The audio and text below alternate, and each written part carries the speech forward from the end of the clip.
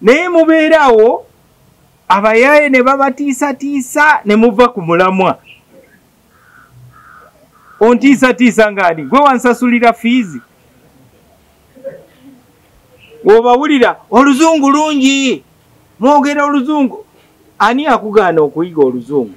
Waliwo kati abazungu abatagenda ku ssomero balwogera.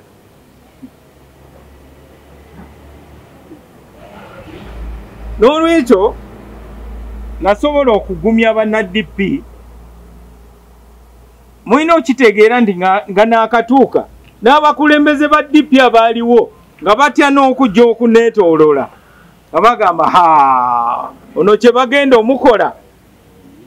Naye we natandika okwogera ne genda okulaba nga beesoowolayo omu ku omu nga bajja bayimirira nange, kubanga bakimanyi ti omukulembeze alina okuba nga amanyi eggwanga gye lirina okulaga, nga n'ekkubo alimanyi, nga buli lwe bukya asongayo n'agamba nyinza obutatuuka nammwe naye eyo gye tulaga, nga Musa bwe yagamba.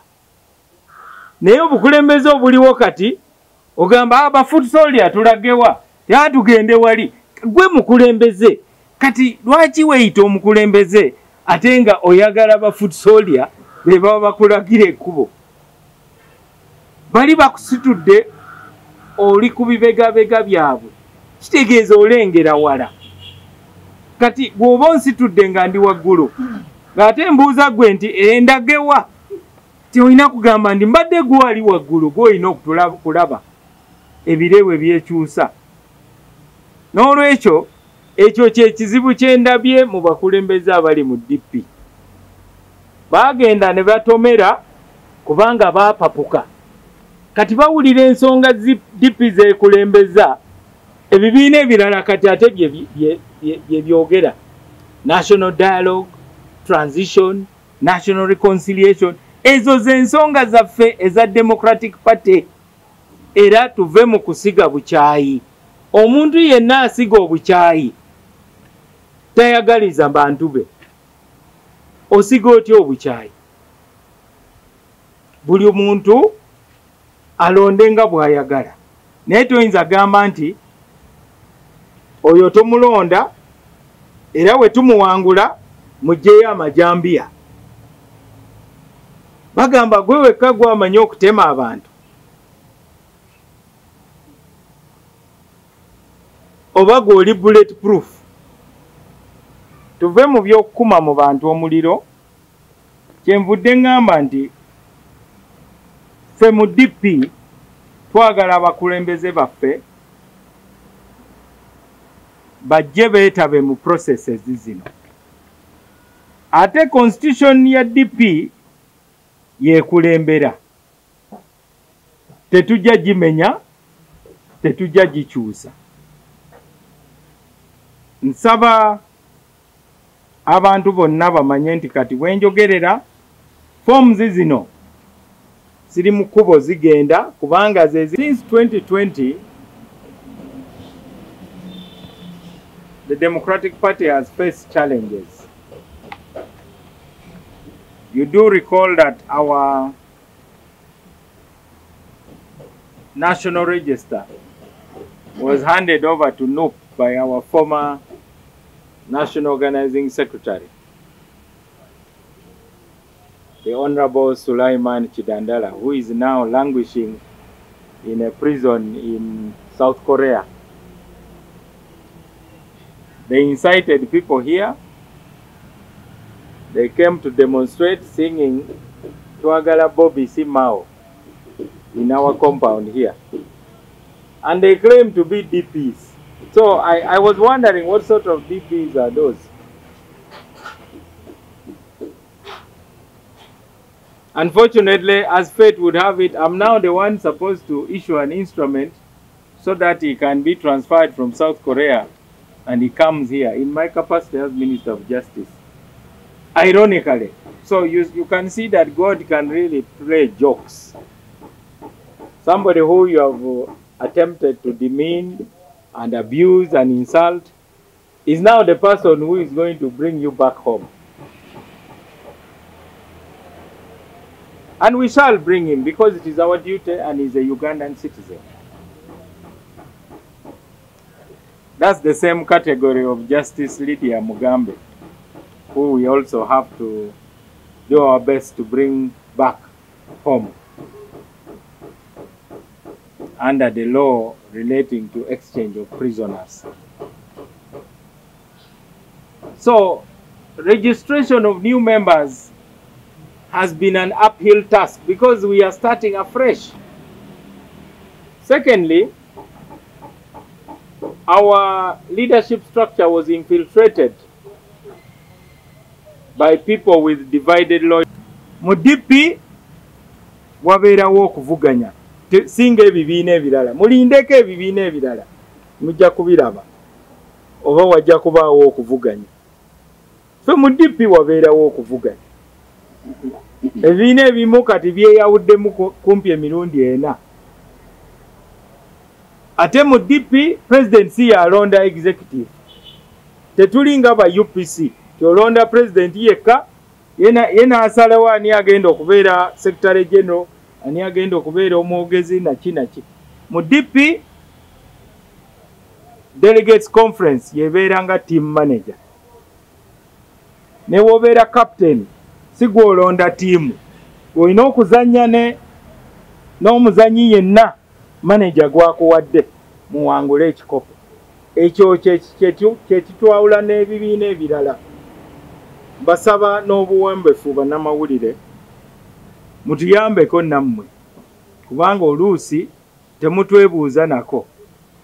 Mumala gawandiika ebintu byammwe naffe ne twebuuza nti bano abantu tubawe ekitiibwa oba nedda.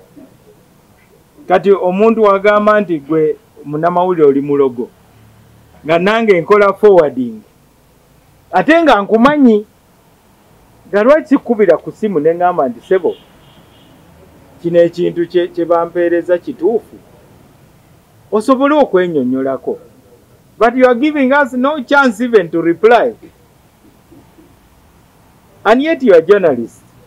So let me, if there are any questions in Luganda, I'm happy to respond to them at the party headquarters and in our constitution. Olwaleero twagala kunnyonnyola ku bigenda ku maaso mu kibiina kyaffe nga tutuukiriza ebintu bisatu. Ekisookera ddala okulonda obukulembeze obujja mu kibiina kyaffe okuviira ddala ku level ya National Executive Committee paka ku bukiiko bw'ekyalo. Ekigendero ekyokubiri kulaba nga tuddaabiriza obukulembeze. Kasookedde tuyingira mu kalulu ka 2021 kibiina kyaffe kibadde n'ebizibu bingi nga mwe muli n'ekyokuggyawo regisita yaffe ne bagigabira NUP. N'ekirala okuyingira mu kibiina kyaffe abantu abatakkiriza mu kibiina kyaffe naye nga bawuudisa abakulembeze nti ba DP. Katugambe olusuku lwaffe lulumbiddwa omuddo nga mwe muli n'olumbugu. Ekyo nakyo tulina okukikola tuddaabirize obukulembeze. Ekyokusatu tulina okutuukiriza ebyasalibwawo. Akakiiko ka National Executive akatuula Esoroti nga 5 ne 6 mwezi oguyise ne olukiiko lwa National Council olwatuula nga 7 omwezi oguyise. Kati nno twagala kwanukula bannaffe bannakibiina ti baani abagenda okwetaba mu kintu kino ekyokulonda obukulembeze obupya, ekyokuddaabiriza obukulembeze awali amalibu, n'ekyokusatu okutuukiriza bye twasalawo mu nkiiko zaffe. Ekisookera ddala olina kubeera memba ate nga oli mu register, ate nga register eyo erina kubeera register entuufu eri ku kitebe kya DP mu ofiisi ya Secretary General. Twagala kulabula abo abatandise okuyiiya n'okujingirira bu registers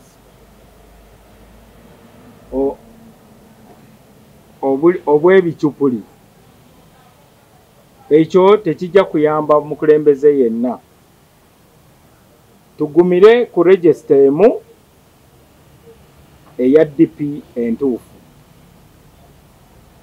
Ekibuuzo ekyokubiri kijja kuba nti baani abagenda okutambuza gino emirimu oba okubeera basupervisor. Basupervisor be baani?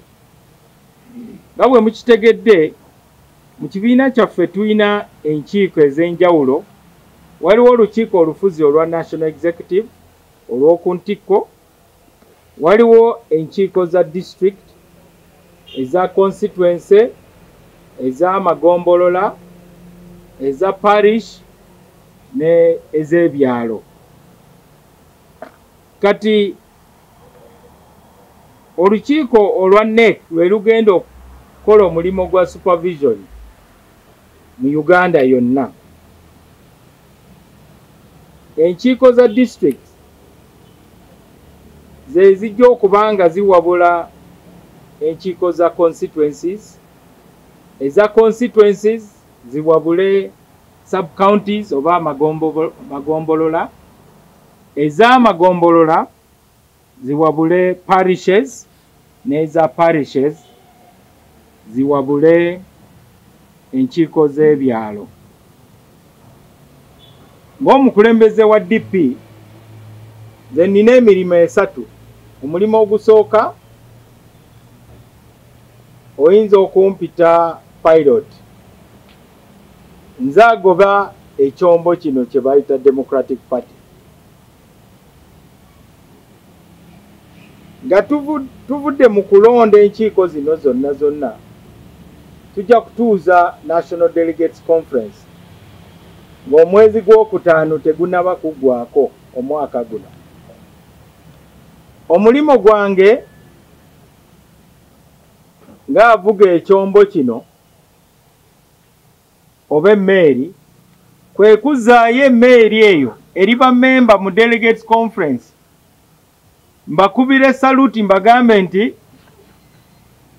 bibino byendabye amayengo n'ebintu ebirala byonna emmeeri yiino ngikomezaawo. Oba bamuwulira nti nsaanidde ate okuddayo okugivuga, kiri eri mmwe musalewo. Bwe mubanga mulabawo omulala asobola amayengo ge tulimu, mumukwase ebisumuluzo, nze nja kubakubira saluti, nkubire ne gwe muwadde ebisumuluzo saluti. Ffenna tuyingire emmeeri eyo. Ogwo gwe mulimo gwange. Era tewali kitiibwa kisinga ekyo mu bukulembeze bw'ekibiina kyonna.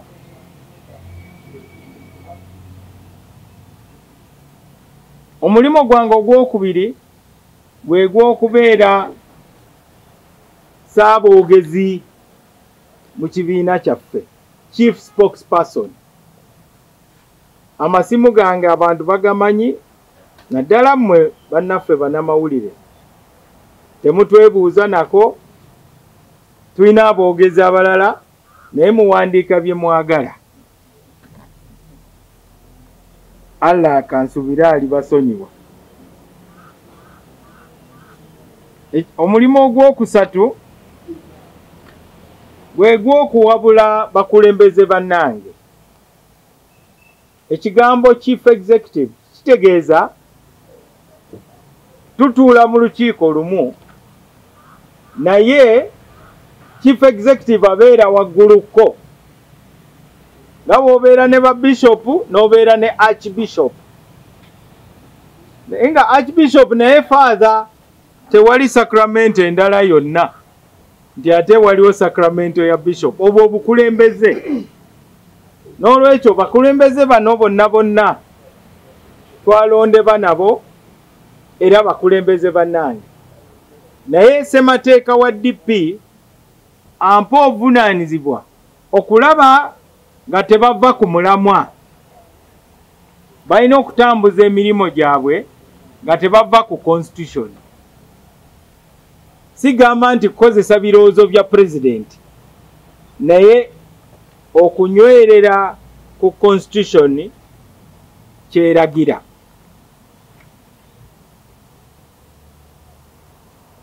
Oluusi wayinza okubaawo obutakkaanya nga bwe kibeera bulijjo. Omuntu ayinza okujja ne yeewandiisa n'asanga nga erinnya lye terifulumye.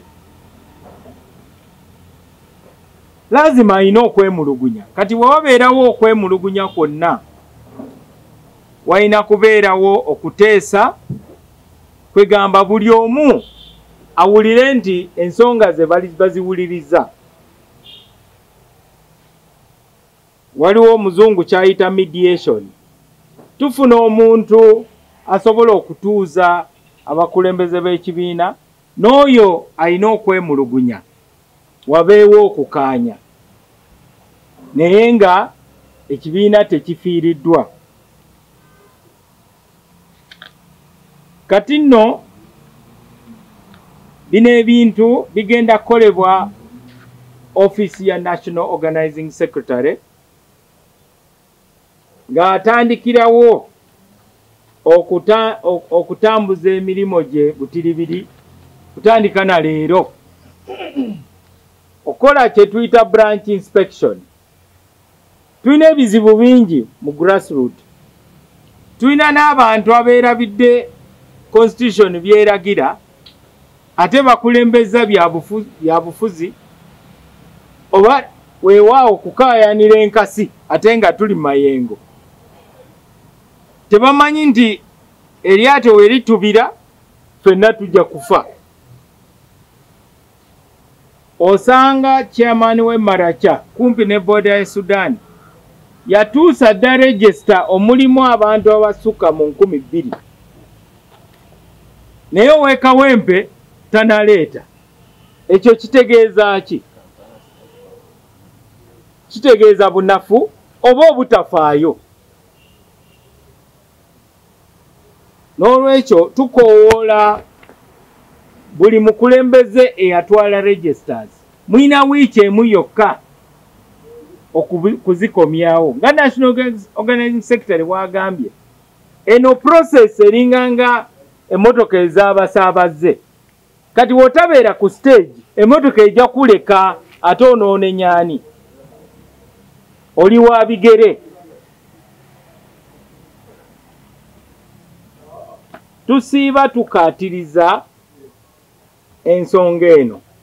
Timugondere obukulembeze obuliwo. Kubanga bwe bukulembeze bwokka obuliwo tewaliwo bulala. Ate tuleme kugoberera bali abatubuzaabuza kubanga bo bali ku byabwe. Kwegamba kye bavuga kye kino. Titulage eggwanga nti ffe bana DP abatuufu. Oyo Mao yatunda ekibiina kya DP, NRM yamugula, n'olwekyo ffe tetumuliiko, mutwesige mutuwa akalulu. Eyo ye narrative gye batambuza. Naye bulijjo ngamba abantu nti kkiriza omuntu yenna agezeeko okulimba, naye gwe mwennyini teweerimba. Toyinza kwerimba gwe mwennyini. Wobanga oli wa DP, olina kubeera wa DP ng'oli wa DP omunywevu. Ate n'ensonga eza DP olina kusooka kuzitegeera. Kubanga we tuli mu ggwanga, ensonga zaffe nnyangu nnyo. Twagala kugumya abakulembeze baffe abaagala okwesimbawo ku tikiti ya DP entuufu ezitwala Uganda mu maaso. Kanve ku kino banyumizeeko wiki 2 emabega nabadde Mukono twafiira omukulembeze w'eyo Mityana muntu mukulu nnyo ne baŋŋamba Mao ensonga za ground nga nzibu ogendayo bajja kuŋoola eŋŋamba kakati osindise omunya mu ssubi kaŋŋende natindika olugendo neŋŋenda neŋŋamba nti njagala kulaba abo Abannayuganda abatafaayo wa Uganda gyeraga ng'abantu balowooza sisobola kunnyonnyola nsonga za DP. Nasobola okunnyonnyola ensonga za DP lwaki DP yeyina ebirowoozo ebigenda okutaasa Uganda. Oluvannyuma buli omu yajja kuneebaza timunywere ku nsonga eyo, munywere ku nsonga eyo, naye mubeerawo abayaaye ne babatiisatiisa ne muva ku mulamwa. Ontiisatiisa ng'ani gwe wansasulira fiizi w'obawulira oluzungu lungi mwogera oluzungu. Ani akugaana okuyiga oluzungu? Waliwo kati abazungu abatagenda ku ssomero balwogera.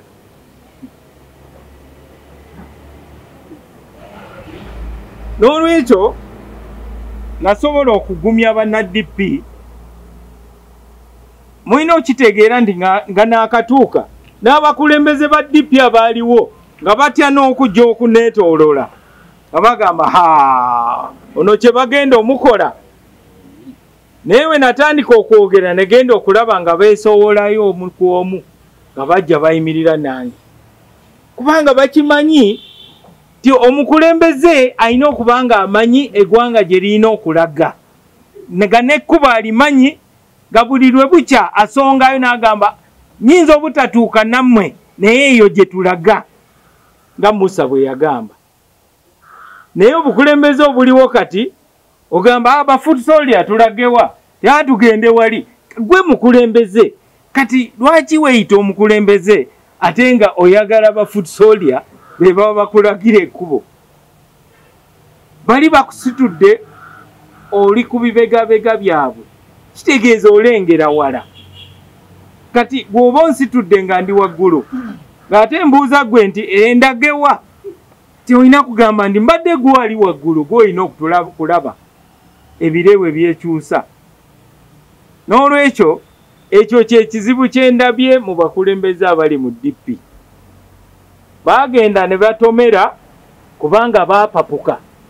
Kati bawulira ensonga DP zeekulembeza, ebibiina ebirala kati ate bye byogera.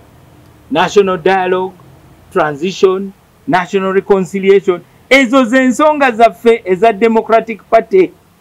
Era tuve mu kusiga bukyayi. Omuntu yenna asiga obukyayi tayagaliza bantu be. Osiga otya obukyayi? Buli muntu alonde nga bw'ayagala. Naye toyinza gamba nti oyo tomulonda era we tumuwangula mugyeyo amajambiya. Bagamba gwe wekka gw'amanyi okutema abantu. Oba gw'oli bulletproof. Tuve mu by'okukuma mu bantu omuliro. Kyenvudde ngamba nti ffe mu DP twagala abakulembeze baffe bajje beetabe mu processes zino. Ate constitution ya DP yeekulembera. Tetujja gimenya, tetujja gikyusa. Nsaba abantu bonna bamanye nti kati wenjogerera forms zino siri mu kkubo zigenda, kubanga ze zigenda okukomawo nga kuliko amannya g'abakulembeze. Eno esoose waggulu ye foomu ya district executive. Eriko signature ya Ssaabawandiisi ne signature mugiraba nzibu nnyo okucupula, ne siiru y'ekibiina awamu ne foomu za constituency eza parish sub county n'ebyalo. Kati foomu zino we zikomawo tujja kuba tumanya nti tulina obukulembeze. Kati waliwo abagenze balimbalimba abantu nti Mao ne Siranda batuula babiri ne basalawo fees abagenda okwesimbawo ze balina okusasula. Musimanyi okwesimbawo ku bwa president wa DP, sente bweziti, secretary general. Bannaffe tulina constitution etufuga okubeera okuvuganya obaako akasente kosasula. Tetunaba kukyusa sente omuntu yenna agenda okwesimbawo za muntu wa bulijjo. Lwaki mulooza nti ffe bennyini abakeera buli ku makya ne tugamba nti tuliwo okuwa muntu wa bulijjo ate tuteekewo sente zikugalira wabweru ate nga tunoonya bakulembeze? Tufiiriddwa abakulembeze bangi. Twagala abakulembeze naye twagala abakulembeze abatuufu abalumirwa ekibiina. Twagala abakulembeze abagenda okunywera ku nsonga za DP. Ensonga za DP zezo ensonga zentera okunnyonnyola ez'Abannayuganda okusonyiwagana n'okwenenya okwogeraganya tusobole okulaba ku kye tutalabangako. Gavumenti okukyuka awatali kuyiwa musaayi ate nga buli omu asobole okutuula ku mmeeza emu tutaase Uganda. Ezo z'ensonga za DP. Wobanga tozikiririzaamu kitegeeza tuli wa DP ate tulina na ntebe mu kibiina kya DP. Waliwo ebibiina ebirala ebiina ensonga endala abagamba nti bo bamalirivu bagenda kujjawo nakyemalira oba batya naye nga bagenda kumujjawo. Abo nabo weebali mugende mubagoberere mutugirewo nakyemalira mu ngeri gye musazeewo. Naye fe aba DP mutuleke kubanga tulina experience ya myaka 7. Abamu mwakalojja ku makomera. Fe mu DP mwetufiiridde mwetukuze. Tulina ne presidenti waffe atalina malaalo. Fe abamu okuteekako omuggo n'owulira enduulu. Fe ba MP baffe baba kubanga misana ttuku amasasi. MP omulamba. Naye nakati tukyayimiridde tetuva ku mulamwa kubanga tumanyi nti Uganda terina gyeraga.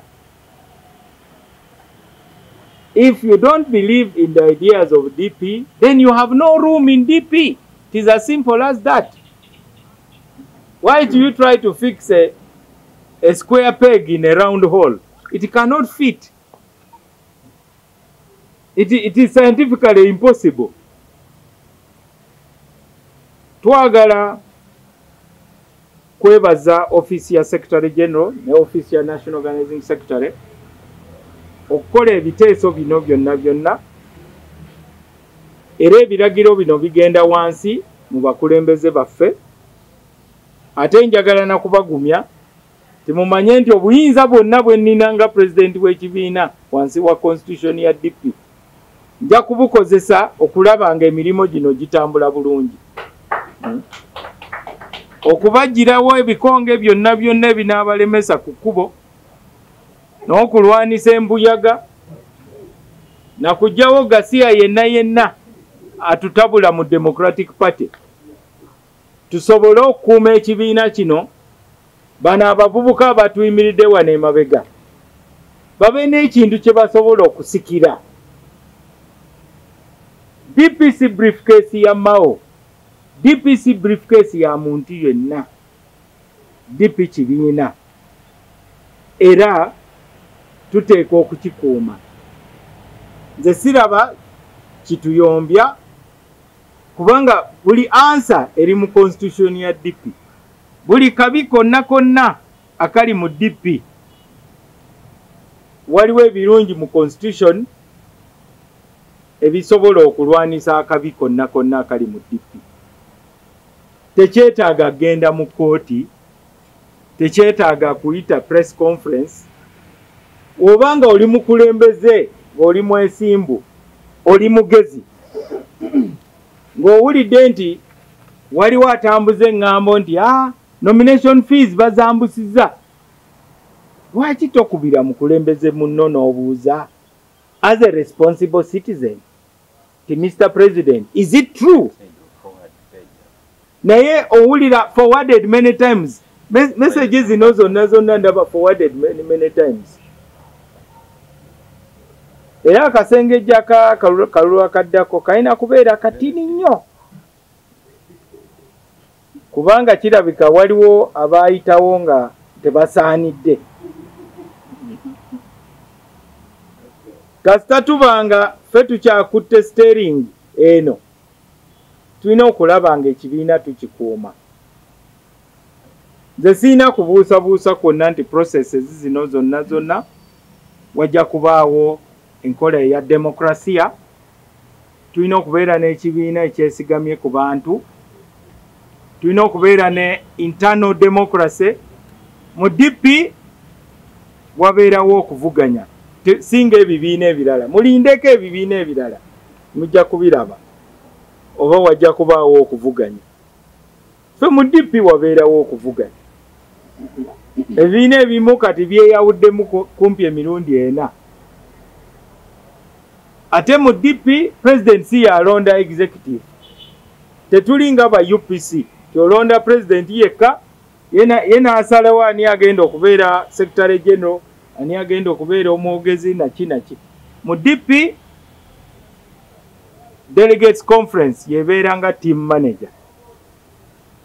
Ne wobeera captain si gwolonda tiimu, olina okuzannya n'omuzanyi yenna manager gwakuwadde muwangule ekikopo.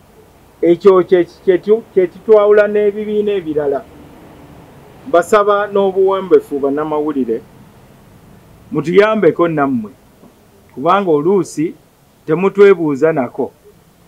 Mumala gawandiika ebintu byammwe, naffe ne twebuuza nti bano abantu tubawe ekitiibwa oba nedda. Kati omuntu wagamba nti gwe munnamawulire oli mulogo, nga nange nkola forwarding, ate nga nkumanyi, nga lwaki sikubira ku simu ne ngamba nti sebo kino ekintu kye bampeereza kituufu, osobole okwennyonnyolako. But you are giving us no chance even to reply. And yet you are journalists. So let me, if there are any questions in Luganda, I'm happy to respond to them. Balemede ku kazo Angola. Ate walala teri balonzi. So tetujja kulemera ku wakaliga obawa. Tulina okutunuulira Uganda yonna, tetujja kuwuliriza. Omanyi waliwo abazimbulukusa ebintu. Wawulira ku simanyi Sinotrax 6 ez'amayinja. Tugambe nti tupakinze tulinze. Kasita obanga owulira muli nti oyagala ekibiina kyo weewandiise. I think I've answered all the questions. Thank you very much. Kazo Angola.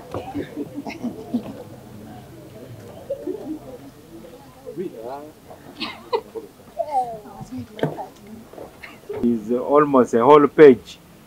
In some constitutions, it is even 2 pages. In DP, it is just 1 sentence.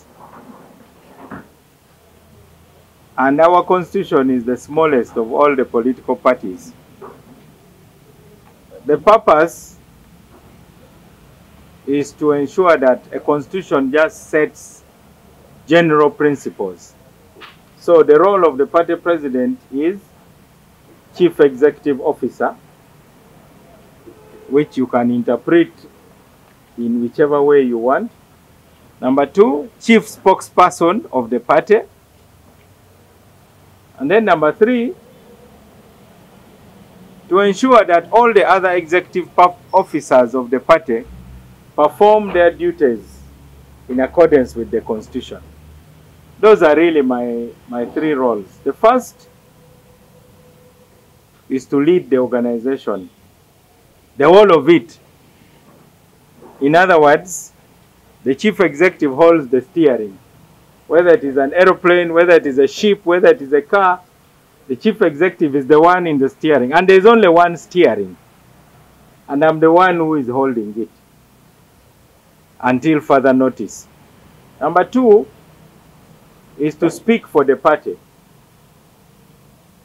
So until you hear something from the chief spokesperson, take it with a pinch of salt, because we live in an era of rumors and rumor mongers. Then number three, I'm also the supervisor of all the executive officers, from the village executive committee to the national executive committee members. Those are the roles of the president of DP. Now, these are a lot of powers that the president has. Historically, DP has been very, very careful about the type of person who exercises those powers. Never in our history have we had a president who has abused those powers in an unrestrained manner. It is our duty to be a shining example to Uganda. We are the firstborn among political parties in Uganda. And when you're a firstborn, you tolerate a lot.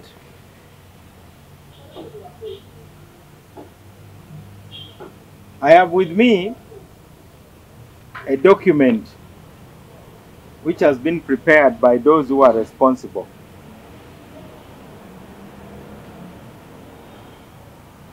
Today, we wish to announce that what the members have been asking for, namely guidelines. Now, guidelines are just administrative proposals and directions. And these guidelines are based on laws of Uganda, starting from the Constitution of Uganda to the Political Parties and Organizations Act,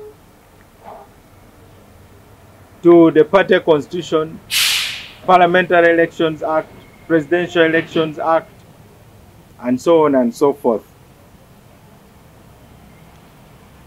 The guidelines are just to operationalize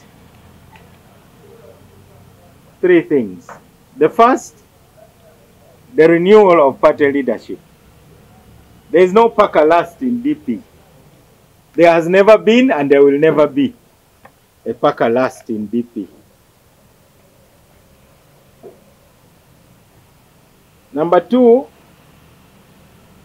to restructure the grassroots party leadership.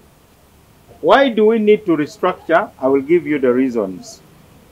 And number three, to implement the resolution of the National Executive Committee, which sat on the 5th and 6th of March, and then the National Council, which sat on the 7th. So, those are the three objectives of these guidelines. To operationalize grassroots leadership renewal, restructuring the leadership, and then to implement resolutions of the two party organs which met between the 5th and the 7th of March 2025. I want to focus on restructuring. Since 2020, the Democratic Party has faced challenges. You do recall that our National Register was handed over to NOOP by our former National Organizing Secretary. the Honorable Sulaiman Kidandala, who is now languishing in a prison in South Korea. They incited people here. They came to demonstrate singing Twagala Bobby Simao in our compound here. And they claim to be DPs. So I was wondering what sort of DPs are those? Unfortunately, as fate would have it, I'm now the one supposed to issue an instrument so that he can be transferred from South Korea and he comes here in my capacity as Minister of Justice. Ironically. So you can see that God can really play jokes. Somebody who you have attempted to demean and abuse and insult is now the person who is going to bring you back home. And we shall bring him because it is our duty and he's a Ugandan citizen. That's the same category of Justice Lydia Mugambe, who we also have to do our best to bring back home under the law relating to exchange of prisoners. So, registration of new members has been an uphill task because we are starting afresh. Secondly, our leadership structure was infiltrated by people with divided loyalties. So I gave my instructions to the Secretariat to ensure that we have a verification process. And I want to repeat those to the National Organizing Secretary that he now has a duty to do what is called branch inspection. In other words, to clean up our leadership structure of the party. Why do we need a cleanup? We need a cleanup because we want those who claim to be DP to be truly DP. That way, we shall be able to achieve those three objectives.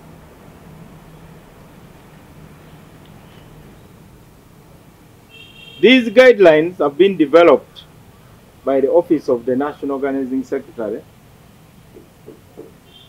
In some parties, they would call him the chief mobilizer of the party, working alongside the Secretariat headed by the National Secretary General. In our party, Secretary General is a very deliberate word. Secretary General means he can be a secretary for anything. That's why they call the Secretary General Secretary General. The only job he cannot do is that of being president. But he can be secretary for anything. That's why in DP, the Secretary General is deliberately referred to as Secretary General. So I wish to state three things. Who will participate in this exercise? The people who will participate in this exercise are members of DP in good standing. Some of you belong to churches. So for instance, if you belong to a church, when they say you are a member of the church in good standing, means you are baptized according to the canons and the traditions of that church. So for us who are Catholics, to say you are in good standing, it means you have the sacraments that are relevant.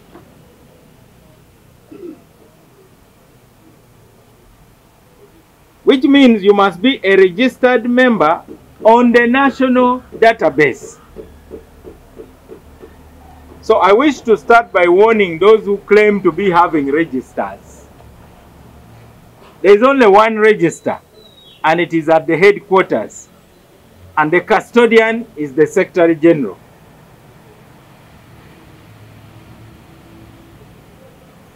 Because of some political disagreements, which are normal anyway, I see the media gets so excited whenever there are disagreements. We are politicians, and our job is to disagree, to debate, and to exchange words, some of them very sharp. That will happen until Jesus returns. So, because of that, you find a situation where a chairman from Maracha district, which is almost near the Sudan border, can deliver returns with thousands of registered members. But chairmen in our Kampala districts are yet to deliver their returns.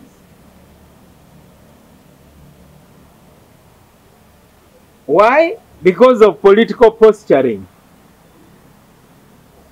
And the political posturing is based on a very silly idea that to win the next election, you must distance yourself from. So this posturing is not actually for building DP. This posturing is for their so-called electorate. I find that kind of posturing to be very cheap.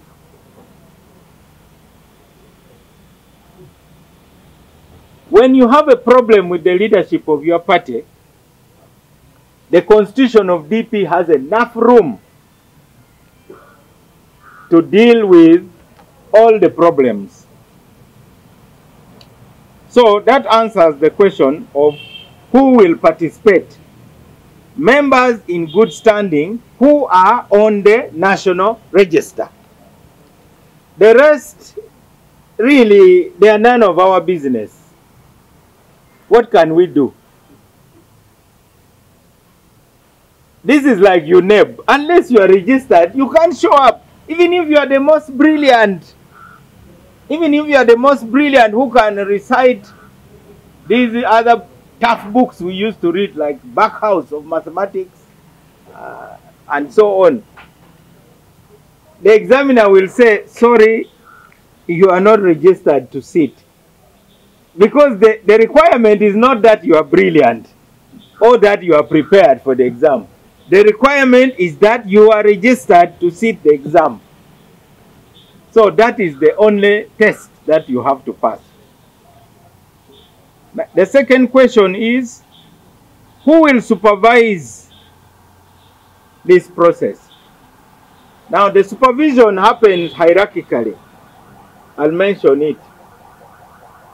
The NEC supervises the district supervises the constituency supervises the sub-county supervises the parishes or wards, the parishes supervise the villages and all cells.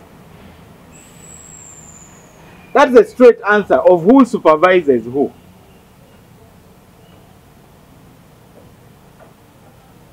Number 3, what if there are disputes? There are bound to be disputes. Like in any election, maybe you have been overcharged. Like in Kampala, you know, Kampala was a cartel of thieves. People used to collect money, they don't declare it. Some of the Kampala leaders even used to demand sex. I'm about to start naming some of them. It was tragic. You want to contest for a position in the party leader says, let's meet in this hotel. And you think you are going to sit in the compound around a table to take a cup of tea. Then the person says, I've sent somebody to bring you where I am. Then somebody takes you to a hotel room. So you people do not know the amount of cleaning up we have had to do since we took charge of this party. Up to now, there are people who should be in jail for corruption among the Kampala leaders. We only forgave them. We have so many cases of sexual harassment Why do you think we passed the policy against sexual harassment in DP? Because it was so rampant. And the headquarters of corruption and sexual harassment was Kampala.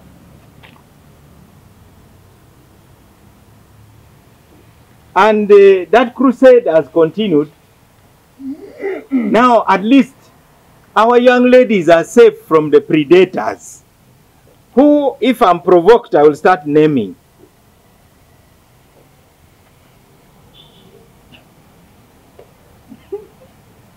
So, to deal with those disputes, we have got mediation and arbitration mechanisms. By mediation, we bring trusted people to give us advice.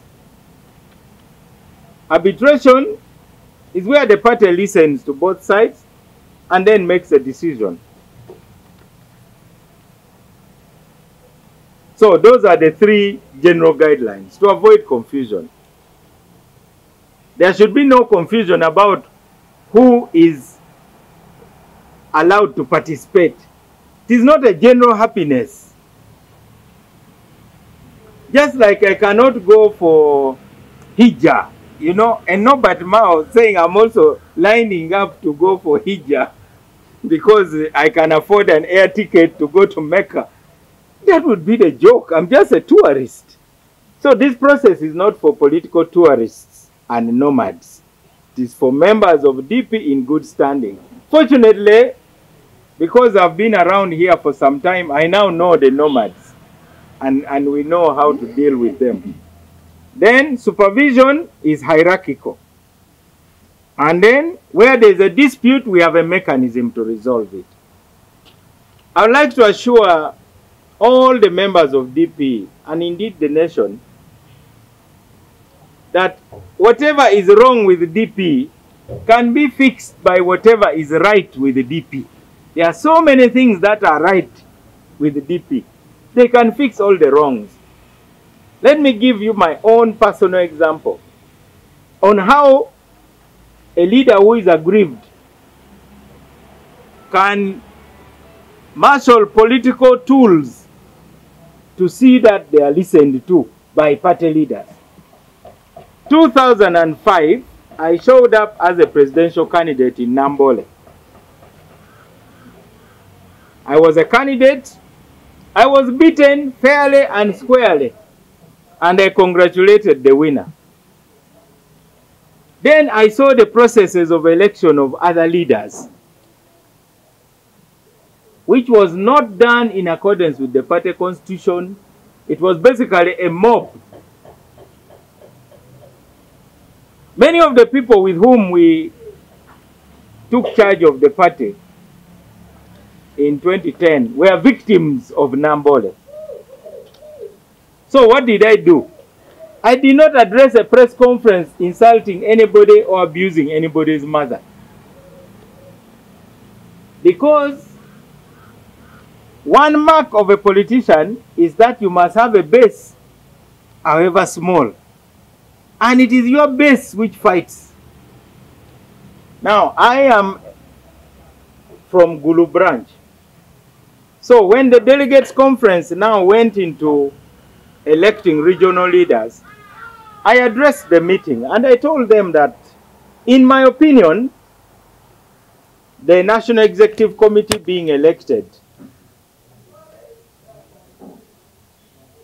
has demonstrated some of the worst characteristics in the politics of DP. I also said that the processes have not been democratic. For that reason, I proposed that we would not elect our regional representatives to join the NEC.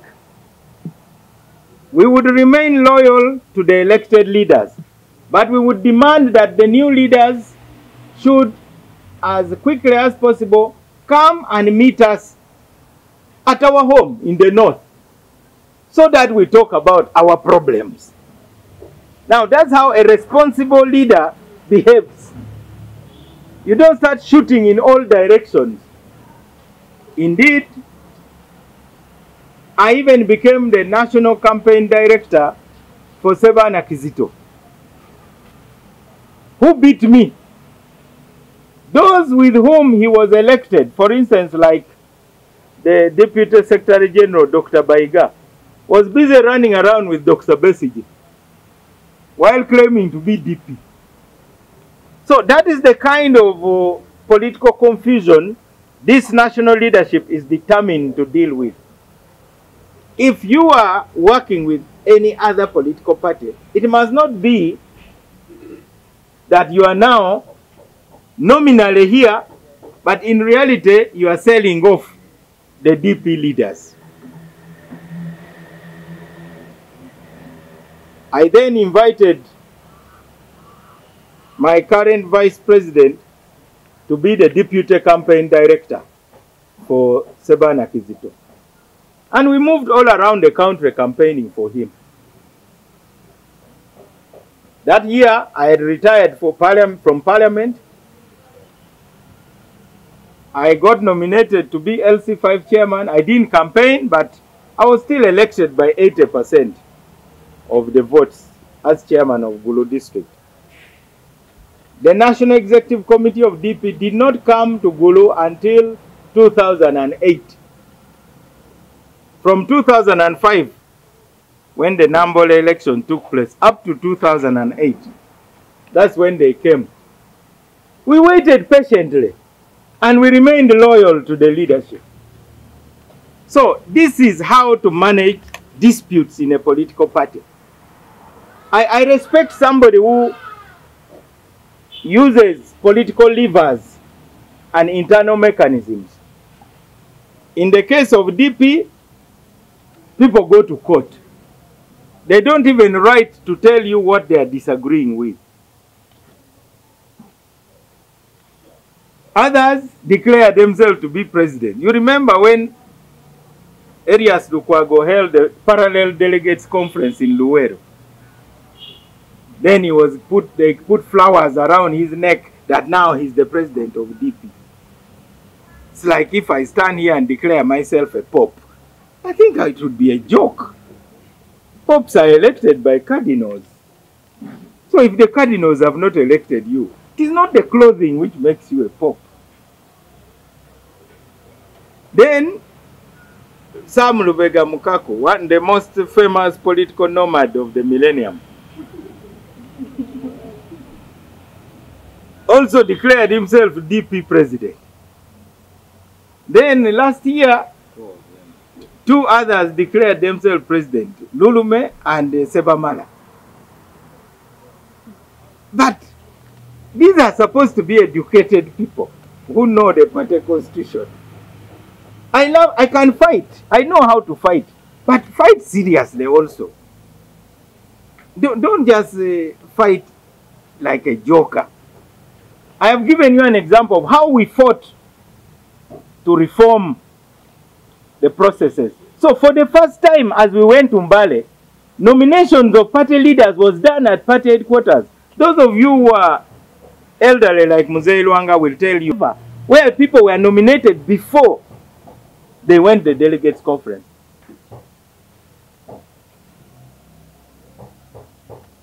That was a major reform for which we fought. There is actually enough room in DP to change how the party runs, provided you are serious. So we feel insulted when people who are not serious are confusing people. Our group was very serious.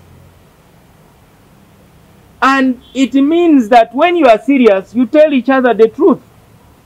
I've always told you, for instance, my current vice president wanted to be vice president of the party in Mbale.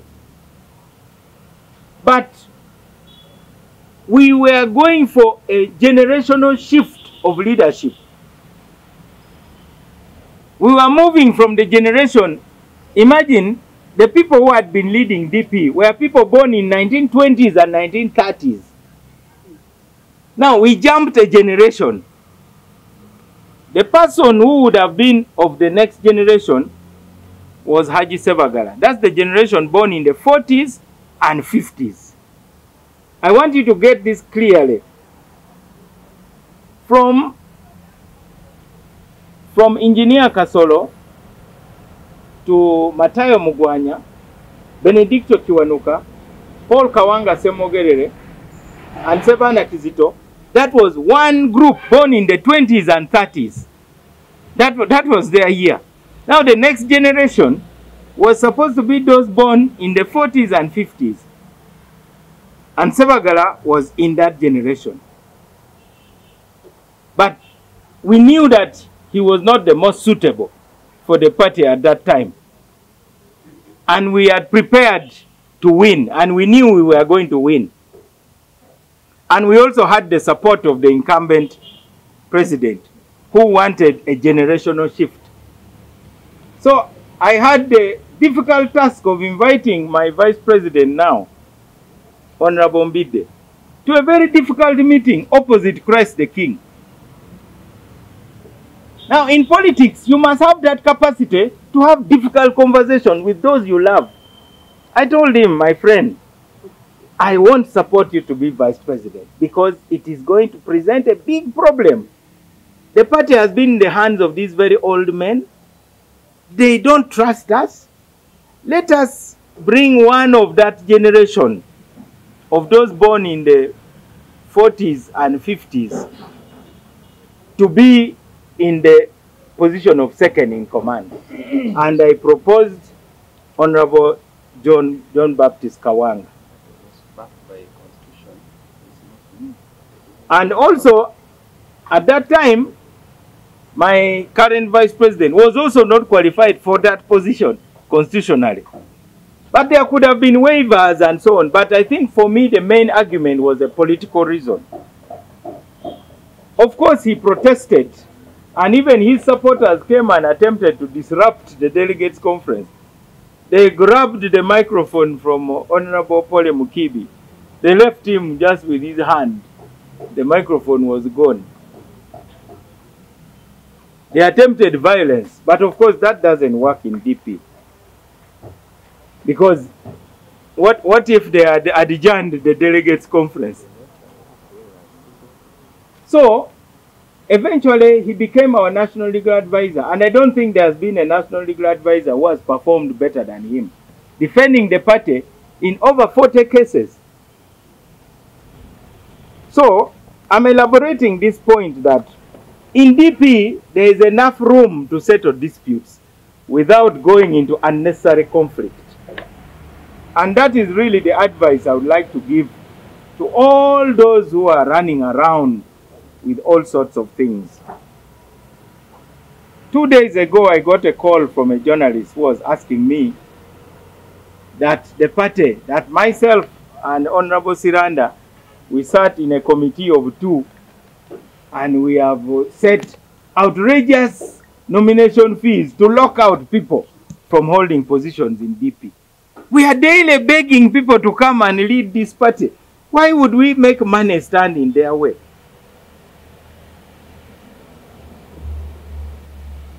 No such thing has happened. And in any case, fees are approved by the National Executive Committee. But there are people who sit every day, and you people are, of course, innocent conduits of their rumor mongering. So I see a lot of bogus things written on social media that now nomination for president of DP is 50 million and so on. If even the Electoral Commission doesn't demand 50 million, for me, I will not pay 50 million. If the next said 50 million, I won't pay it. The position of president has a fee because it serves 2 purposes. Our party president is not only leader of the party, but is also our presidential candidate. So that is also primaries, unlike for the other positions. So I wish to stress to members of the media that please call the chief spokesperson of the party instead of spreading rumors, because I stopped respecting you, and I think you want me to respect you, and I'm still around in this country for long. In 10 years, I want to look you in your eye and say, what were you thinking when you were saying those kind of things. I want to respect people. Now we go to the details. Every branch, right from the village to the district, will bring this kind of returns.